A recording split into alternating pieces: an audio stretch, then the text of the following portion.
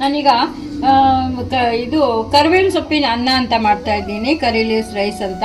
ನಾನು ಇದನ್ನು ತುಂಬ ಈಸಿಯಾಗಿ ಮಾಡ್ಕೋಬೋದು. ಇದು ನಮಗೆ ಇನ್ಸ್ಟೆಂಟಾಗಿ ನಾವು ಯಾವ್ದಾದ್ರು ಒಂದು ರೈಸು ಕ್ಯಾರಿಯರ್ಗಳಿಗೆ ಮಕ್ಕಳ ಕ್ಯಾರಿಯರು, ಬೇರೆ ಕ್ಯಾರಿಯರ್ ತೊಗೊಳೋಗವ್ರಿಗೆ ಇಲ್ಲ ಆಚೆ ಕಡೆ ಇರೋರಿಗೆ ಇದನ್ನು ಮಾಡೋದ್ರಿಂದ ತುಂಬಾ ಅನುಕೂಲ ಆಗುತ್ತೆ. ನಾನೀಗ ಅದನ್ನು ಹೇಗೆ ಮಾಡೋದು ಅಂತ ತೋರಿಸ್ತೀನಿ, ನೀವು ಮಾಡಿ ತಿಂದು ನೋಡಿ.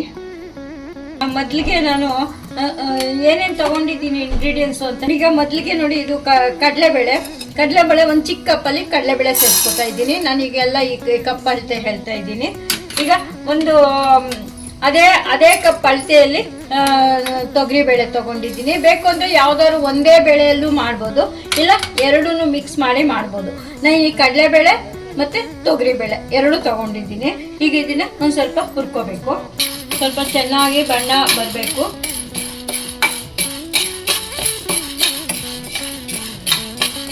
ಸ್ವಲ್ಪ ಹುರಿದಿದೆ, ಇನ್ನೂ ಸ್ವಲ್ಪ ಹುರಿಬೇಕು ನೋಡಿ. ಅದಕ್ಕೆ ಒಂದೆರಡು ಸ್ವಲ್ಪ ಒಂದು ಮೆಣಸು ಕರಿಬೇವಿನ ಜೊತೆ ತುಂಬ ಚೆನ್ನಾಗಿರುತ್ತೆ.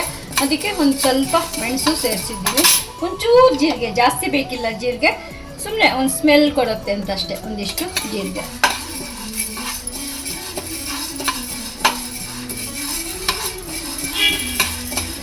ಜೀರಿಗೆ ಹಾಕ್ತಿದ್ರು ಪರವಾಗಿಲ್ಲ, ಅಂದರೆ ಒಂದು ಜೀರಿಗೆ ಮೆಣಸು ಒಂದು ಒಳ್ಳೆಯದು ಟೇಸ್ಟು ಚೆನ್ನಾಗಿ ಕೊಡುತ್ತೆ, ಅದಕ್ಕೋಸ್ಕರ ಸೇರಿಸಿದ್ವಿ.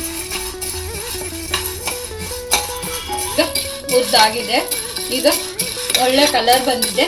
ಈ ಥರ ಒಳ್ಳೆ ಸ್ಮೆಲ್ಲು ಬರಬೇಕು, ಈ ಥರ ಕಲರು ಬರಬೇಕು. ಈಗ ಹುರಿದು ಇದನ್ನು ಒಂದು ಪ್ಲೇಟಲ್ಲಿ ತಗೊಂಡು ಸ್ವಲ್ಪ ಹಾರಲಿ, ಎಣ್ಣೆ ಸೇರಿಸ್ಕೊತಾ ಇದ್ದೀನಿ. ಇಂಗು ಬೇಡ ಅನ್ನೋರು ಬೆಳ್ಳುಳ್ಳಿ ಹಾಕೋಬೋದು. ಇಂಗು ಗಟ್ಟಿ ಇಂಗು ಇದ್ರೆ ಇಲ್ಲ ಹಾಕೊಳ್ಳಿ, ಇಲ್ಲಾಂದ್ರೆ ಪುಡಿ ಇಂಗು ಇದ್ರೆ ಹಾಗೆ ಡೈರೆಕ್ಟಾಗಿ ಹಾಕೋಬೋದು. ಮತ್ತು ಈಗ ಬ್ಯಾಡಗಿ ಮೆಣಸಿನ್ಕಾಯಿ ಅರ್ಧ, ಇದು ಬ್ಯಾಡಗಿ ಮೆಣಸಿನ್ಕಾಯಿ ಒಂದು 6 ತೊಗೊಂಡಿದ್ದೀನಿ ನಾನು. ಮತ್ತು ಇದು ಒಂದು 10-15 ಖಾರ ಮೆಣಸಿನ್ಕಾಯಿ ತೊಗೊಂಡಿದ್ದೀನಿ. ಖಾರ ನಿಮ್ಗೆ ಹೆಂಗೆ ಬೇಕೋ ಹಂಗೆ ತೊಗೊಳ್ಳಿ.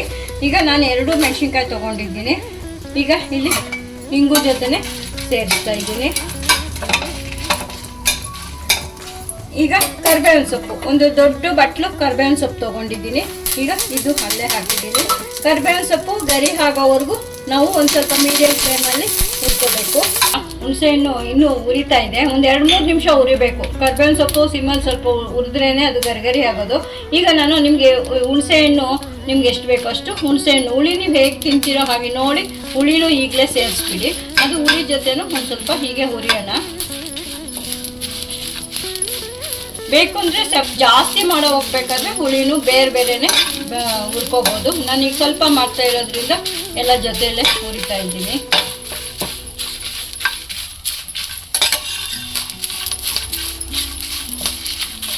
ಹುಣಸೆಹಣ್ಣು ಹುರಿದಿದ್ದೀನಿ.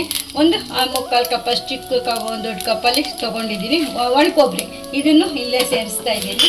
ಇದು ಒಂದು ಸ್ವಲ್ಪ ಹುರಿಬೇಕು.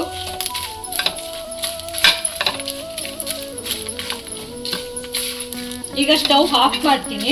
ಇರೋ ಬಿಸಿಯಲ್ಲೇ ಕೊಬ್ಬರಿ ಹುರ್ಕೊಳ್ಳುತ್ತೆ. ಬೇಕಷ್ಟು ಉಪ್ಪು ಇಲ್ಲೇ ಸೇರಿಸಿದ್ದೀನಿ, ಕಲ್ಲುಪ್ಪು ಸೇರಿಸಿದ್ದೀನಿ. ಈಗ ಎಲ್ಲ ಹುರಿದು ಸ್ಟವ್ ಆಫ್ ಮಾಡಿದ್ದೀನಿ. ಈ ಇರೋ ಬಿಸಿಯಲ್ಲೇ ಎಲ್ಲ ಗರಿಗರಿ ಆಗಲಿ. ಒಂದು 2 ನಿಮಿಷ ಆರಕ್ಕೆ ಬಿಟ್ಬಿಡ್ಬೇಕು. ಹುರಿಯೋದು ಅಷ್ಟೇ, ಸಿಮ್ಮಲ್ಲಿ ಇಟ್ಕೊಂಡು 2-3 ನಿಮಿಷ ನಿಧಾನಕ್ಕೆ ಹುರ್ಕೋಬೇಕು. ಒಂದು ಚಿಕ್ಕ ಸ್ಪೂನಲ್ಲಿ ಒಂದು ಅರ್ಧ ಸ್ಪೂನಷ್ಟು ಅರಿಶಿನ ಸೇರಿಸಿ ನೋಡಿ. ಎಷ್ಟು ಒಳ್ಳೆ ರೆಸಿಪಿ ಇದು. ಕರಿಬೇವಿನ ಸೊಪ್ಪು, ಒಣಕೊಬ್ಬರಿ, ಅರಿಶಿನ ಎಲ್ಲ ಹಾಕೋದ್ರಿಂದ ಎಷ್ಟು ಹೆಲ್ತಿಯಾಗಿ ಮಕ್ಕಳಿಗೆ ಆರಾಮಾಗಿ ಕ್ಯಾರಿಯರ್ಗೆ ನನಗೆ ಅರ್ಜೆಂಟ್ ಇದ್ದಾಗ ಎಷ್ಟು ಚೆನ್ನಾಗಿ ಮಾಡ್ಕೊಡ್ಬೋದು ಅಂತ ಈಗ ನಾನು ಯಾವ ಥರ ಮಾಡ್ತೀನಿ ಅಂತ ಮಾಡಿ ತೋರಿಸ್ತೀನಿ. ಆಗಿದೆ. ಈಗ ಸ್ವಲ್ಪ ಇನ್ನೂ ಒಂಚೂರು ನೋಡಿ, ಕರಿಬೇವಿನ ಸೊಪ್ಪೆಲ್ಲ ಈ ಥರ ಗರಿ ಆಗಿದೆ.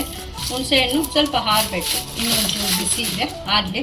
ಇಲ್ಲಿ ಕಡಲೆಬೇಳೆ ಇದು ಮತ್ತು ತೊಗರಿಬೇಳೆ ಉಟ್ಕೊಂಡಿದ್ನೆಲ್ಲ ಇದನ್ನು ಇಲ್ಲಿ ಸೇರಿಸಿ ಇವಾಗ ಆರಲಿ. ಆದಮೇಲೆ ಈಗ ಮಿಕ್ಸಿ ಮಾಡ್ತೀನಿ. ಎಲ್ಲ ಒಟ್ಟಿಗೆ ಹಾಕಿ ಮಿಕ್ಸಿ ಮಾಡೋದು ಹೇಗೆ ಅಂತ ತೋರಿಸ್ತೀನಿ ನೋಡಿ. ಈಗ ಮಿಕ್ಸಿ ಮಾಡ್ಕೊಂಡಿದ್ದೀನಿ. ಈಗ ಪುಡಿ ಆಗಿದೆ. ಇಷ್ಟು ಪುಡಿಯನ್ನು ಇವಾಗ ಬಳಸಲ್ಲ, ನಾನು ಎಷ್ಟೆಷ್ಟು ಹೇಗೆ ಬಳಸ್ತೀನಿ ಅಂತ ತೋರಿಸ್ತೀನಿ. ಇದು ನೀವು ಚಪಾತಿ ಜೊತೆ, ಅನ್ನದ ಜೊತೆ, ದೋಸೆ ಜೊತೆ, ಯಾವ್ದು ಜೊತೆಗೆ ಬೇಕಾದ್ರೂ ತೊಗೋಬೋದು.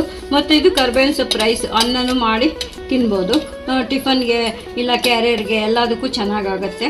ನಿಮಗೆ ನೋಡಿ ಇಷ್ಟು ಪುಡಿ ಆಗಿದೆ. ಇದೀಗ ಅನ್ನ ಹೇಗೆ ಮಾಡೋದು ಅಂತ ತೋರಿಸ್ತೀನಿ.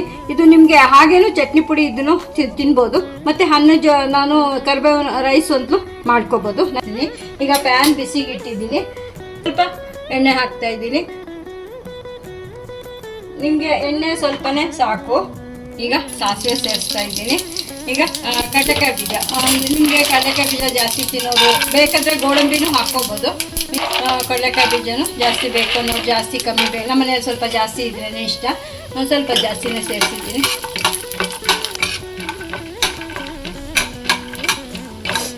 ಇದು ಚೆನ್ನಾಗಿ 1-2 ನಿಮಿಷ ಸಿಮ್ಮಲ್ಲಿ ಇಟ್ಕೊಂಡು ಕಡಲೆಕಾಯಿ ಬೀಜ ನಿಧಾನಕ್ಕೆ ಕುದ್ರೆ ಗರಿ ಆಗೋದು 1-2 ನಿಮಿಷ ಹುರ್ಕೋಬೇಕು.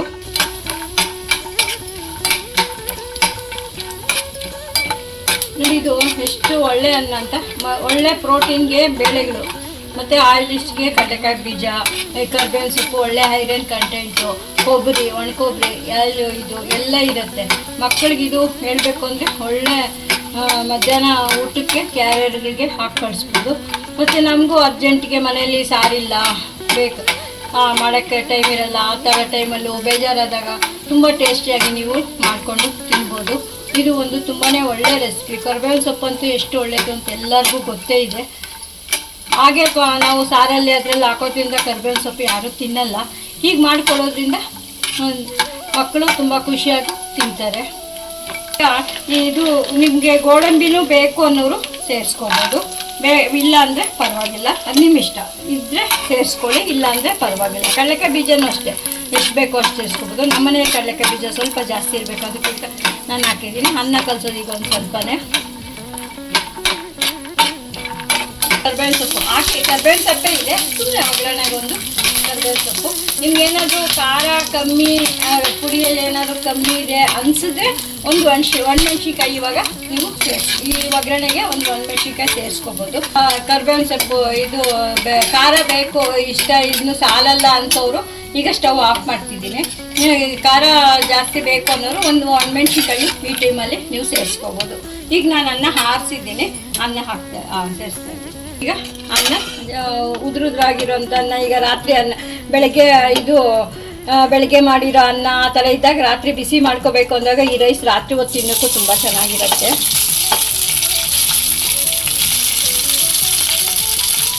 ಸ್ವಲ್ಪ ಪುಡಿ ಮಾಡಿ ಅನ್ನ ಉದುರುದ್ರಾಗಿ ಮಾಡಿಕೊಂಡು ನಿಮಗೆ ಪುಡಿ ಎಷ್ಟು ಬೇಕೋ ಖಾರಕ್ಕೆ ಅಷ್ಟು ನೀವು ಅನ್ನ ಕಲಿಸ್ಕೋಬೇಕು. ನೋಡಿ ಎಷ್ಟು ಸಿಂಪಲ್ಲು. ಇರೋ ಪುಡಿನ ಒಂದು ಏರ್ಟೈಟ್ ಡಬ್ಬದಲ್ಲಿ ಹಾಕಿಟ್ಕೊಂಡ್ರೆ ಯಾವಾಗ ಬೇಕೋ ಆವಾಗ ನೀವು ಹೊರಗಡೆನೇ ಇಟ್ಟರೆ ನಿಮಗೆ 1 ತಿಂಗಳು 1.5 ತಿಂಗಳು ಏನು ಕೇಳಲ್ಲ, ಪುಡಿ ಚೆನ್ನಾಗೇ ಇರುತ್ತೆ. ಇನ್ನೂ ಜಾಸ್ತಿ ದಿವಸ ಜಾಸ್ತಿ ಮಾಡಿ ಇಟ್ಕೋತೀವಂದರೆ ಒಂದು ಫ್ರಿಜ್ಜಲ್ಲಿ ಇಟ್ಕೋಬೋದು. ನೀವು ಇದಕ್ಕೆ ಎಣ್ಣೆ ಬೇಕು ಅಂದರೆ ಜಾಸ್ತಿ ಸೇರಿಸ್ಕೋಬೋದು. ನಮ್ಮ ಮನೇಲಿ ಎಣ್ಣೆ ಸ್ವಲ್ಪ ಕಮ್ಮಿ ತಿನ್ನೋದ್ರಿಂದ ಕಮ್ಮಿ ಸೇರಿಸಿದ್ದೀನಿ. ಈ ಥರ ಕಲಸೋವಾಗ ಬೇಕು ಅಂದರೆ ಹಸಿ ಎಣ್ಣೆನೂ ಹಾಕ್ಕೋಬೋದು. ನೀವು ಹಸಿ ಎಣ್ಣೆ ಹಾಕಿದ್ರೂ ನಿಮಗೆ ಟೇಸ್ಟ್ ಬರುತ್ತೆ. ಸ್ವಲ್ಪ ಎಣ್ಣೆ ಸೇರಿಸ್ಕೋಬೋದು. ನಮ್ಮನೇಲಿ ಎಣ್ಣೆ ಬೇಡ ಅಂತಾರೆ, ಅದಕ್ಕೋಸ್ಕರ ನಾನು ಎಣ್ಣೆ ಸ್ವಲ್ಪ ಕಮ್ಮಿ ಸೇರಿಸಿದ್ದೀನಿ. ನೋಡಿ ಎಷ್ಟು ಬೇಗ ಎಷ್ಟು ಒಳ್ಳೆ ರೈಸ್ ಆಯಿತು. ನಿಮಗೆ ಬೇಕು ಅಂದರೆ ಬೆಳ್ಳುಳ್ಳಿನೂ ಪುಡಿಗೆ ಬೇಕಾದ್ರೆ ಬೆಳ್ಳುಳ್ಳಿನೂ ಸೇರಿಸ್ಬೋದು. ನಾನು ಹಿಂಗೂ ಹಾಕಿರೋದ್ರಿಂದ ಬೆಳ್ಳುಳ್ಳಿ ಸೇರಿಸಿಲ್ಲ. ನೋಡಿ ಈ ಥರ ರೈಸು ನೀವು ಮಾಡಿ ತಿಂದು ನೋಡಿ. ಈಸಿಯಾಗಿ ಮಕ್ಕಳ ಕ್ಯಾರಿಯರ್ಗಂತೂ ತುಂಬ ಚೆನ್ನಾಗೈತೆ. ಚಳಿಗಾಲದಲ್ಲಿ ನಾವು ಈಗ ಮಧ್ಯಾಹ್ನ ಅನ್ನ ಮಾಡಿರ್ತೀವಿ ಮಿಕ್ಕಿರುತ್ತೆ, ಈಗ ಅದನ್ನು ಈ ಥರ ಚಳಿಗಾಲದಲ್ಲಿ ಮಾಡ್ಕೊಂಡು ತಿನ್ನೋದಕ್ಕೆ ತುಂಬ ನಮಗೆ ಟೇಸ್ಟಿಯಾಗೂ ಇರುತ್ತೆ ಮತ್ತು ಹೆಲ್ತಿಯಾಗೂ ಇರುತ್ತೆ. ನೀವು ತಿಂದು ನೋಡಿ. Thank you.